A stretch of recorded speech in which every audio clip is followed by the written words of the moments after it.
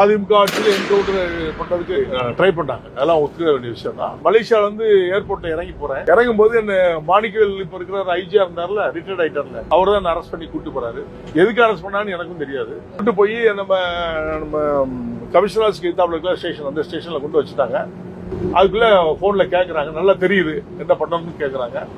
அவங்க ஒரு மணி நேரம் 2 மணி நேரம் ஸ்டேஷன்ல வச்சு அந்த நேரத்துல ஒரு ட்ரிப் ட்ரை பண்றாங்க. அதுக்கப்புறம் இன்ஸ்ட்ரக்ஷன் வேண்டாங்கிற மாதிரி வந்தோடனே கொண்டு ரிமாண்ட் பண்றாங்க. பொய் வழக்கு தான், இந்த வழக்கு கிடையாது. திருநெல்வேலியில பூபதி பசுமதினு ஒருத்தர் இருந்தார். அவரை வச்சு நீங்க எப்படியாவது என்கவுண்டர் பண்ணணும்னு சொல்லி ட்ரை பண்ணாங்க. அப்ப பூபதினு ஒரு டிஎஸ்பி இருந்தார். அவங்க மூலமா போகும்போது அவரு சொல்லிட்டாரு, அவரு எதுக்கு நாங்க செய்யணும், அவரு இந்த ஒண்ணு எங்களுக்கு வந்து ப்ராப்ளம் இல்லைன்னு சொல்லி இவரு, நானும் குழந்தை குட்டியோட இருக்கேன், அவரை நாங்க செய்ய முடியாது, செய்யக்கூடாதுன்னு சொல்லி இவங்களுக்குள்ள தற்காயி அது நின்று போச்சு.